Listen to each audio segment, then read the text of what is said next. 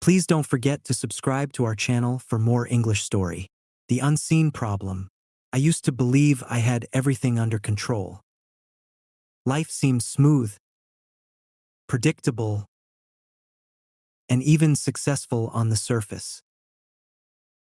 My days were packed with responsibilities, my nights filled with distractions to unwind. But there was an itch in the back of my mind, something I ignored for too long, a problem I couldn't quite name. It started subtly. A lack of energy here, a missed deadline there, moments of frustration that I brushed off as normal. I'm just tired, I told myself. This is how life works, right? But as time passed, the cracks in my routine became harder to ignore. The breaking point, it happened during a meeting. My boss asked me a simple question. Where are we on that project? I froze. I had no answer because I had forgotten about it entirely. My heart raced. My hands shook. And for the first time, I felt truly exposed. Everyone in the room could see what I was hiding, not my lack of ability, but my lack of focus and direction. That night, I sat alone in my apartment, staring at my reflection in the darkened window. What's wrong with me? I wondered. I had all the tools to succeed, a good job, supportive friends, and clear goals. So why did I feel so stuck? Discovering the problem. Days turned into weeks as I searched for answers. I read books, listened to podcasts, and talked to people I trusted. It wasn't until a mentor said something that everything clicked. Sometimes, he said, the biggest problems in life aren't the ones you see. They're the ones you refuse to see. He was right. I had been running on autopilot, avoiding the deeper issues that were holding me back. I wasn't prioritizing my mental health. I was letting fear of failure control my decisions. I was so busy surviving that I wasn't truly living. The unseen problem wasn't external, it was inside me. Facing the truth, acknowledging the problem was painful. I had to confront uncomfortable truths about myself. I realized I had been avoiding hard conversations, both with others and with myself. I was using busyness as an excuse to avoid self-reflection. My goals weren't even my own. They were shaped by others' expectations. This realization was a turning point.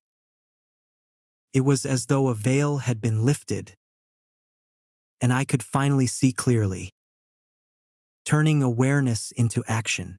Once I identified the problem, the real challenge began. Doing something about it. Awareness alone wasn't enough to fix my life. I needed to take deliberate action, no matter how uncomfortable or uncertain it felt. The first step was decluttering my mind. I grabbed a notebook and wrote down everything weighing me down. Tasks I had ignored, fears I hadn't confronted, and dreams I had abandoned. Seeing it all on paper was overwhelming, but it was also empowering. One thing became clear. I needed to simplify. Rebuilding with intention. I started small. Prioritize mental health. I began meditating for just 5 minutes each morning. Felt strange at first, but those quiet moments gave me clarity and calm. confront procrastination. I tackled one small task each day that I had been avoiding, whether it was responding to an email or finishing a report. Each accomplishment built my confidence. I set personal goals. I asked myself, what do I truly want?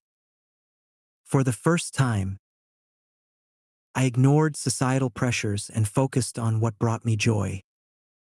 Each action, no matter how minor, felt like laying a brick in the foundation of a better future. Facing fear. One of the hardest parts was confronting my fear of failure.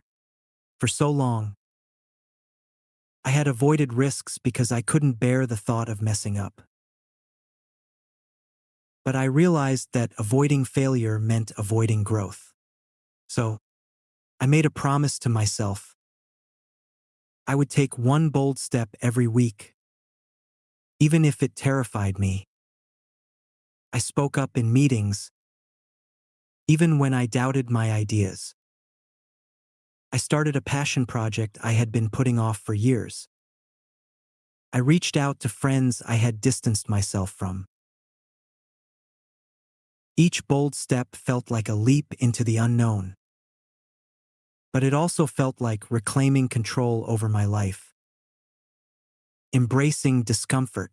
There were days I wanted to quit, days when the discomfort felt unbearable. But I reminded myself of a truth I had learned along the way. Growth doesn't happen in comfort zones. Whenever I felt like giving up, I asked myself, what's worse? The temporary discomfort of change, or the permanent regret of staying the same? The answer always pushed me forward. The shift. Months passed, and slowly, the changes began to show. It wasn't instant, nor was it a dramatic overnight success. But one day, I realized something had shifted. The tasks I used to dread no longer felt impossible. Waking up early became a habit instead of a struggle. The fear of failure still lingered, but it no longer paralyzed me. For the first time in years, I felt a sense of control. Unexpected victories. What surprised me most were the small victories. A colleague noticed how organized I had become and complimented my work ethic. A friend mentioned how I seemed happier and more confident. I finished a personal project I had abandoned long ago. These weren't life-changing moments on their own, but they reminded me that my efforts were paying off. A new perspective. More importantly, I noticed a change in how I viewed challenges. Instead of seeing obstacles as roadblocks, I saw them as opportunities to grow. Failure didn't feel like the end anymore. It felt like a lesson. I stopped comparing myself to others and focused on becoming better than I was yesterday. This mindset shift was freeing. It gave me the courage to try things I once thought were impossible. Reconnecting with life. As I continued to discipline my mind and push past my limits, I began reconnecting with the world around me. I reached out to my family more often, realizing how much I had distanced myself during my struggles. I made time for hobbies that sparked joy, like painting and running. I stopped chasing perfection and started celebrating progress. Each day felt lighter, fuller, and more meaningful. The ultimate transformation. Looking back, I barely recognized the person I used to be. The version of me that was stuck in self-doubt and procrastination had faded, replaced by someone who no longer feared challenges but welcomed them. The ripple effect. The changes I made within began to ripple outward. At work, I became someone others relied on. I wasn't just completing tasks, I was leading projects, offering solutions, and inspiring my team. In my personal life, I strengthened relationships I once took for granted. Friends and family noticed the difference and told me how proud they were. Most importantly, I developed a deep sense of self-worth. I no longer sought validation from others because I found it within myself. A new sense of purpose. As my life changed, so did my goals.